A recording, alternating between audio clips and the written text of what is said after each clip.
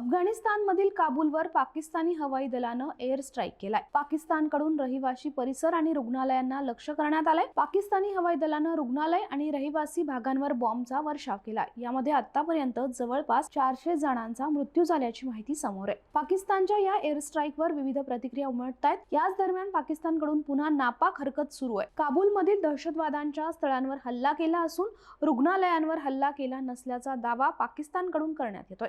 अफगाणिस्तान खोटं बोलत असल्याचा आरोपही पाकिस्तानने केलाय। रुग्णालय आणि रहिवासी भागात हल्ला केल्याचा अफगाणिस्तानचा दावा पाकिस्ताननं फेटाळून लावलाय।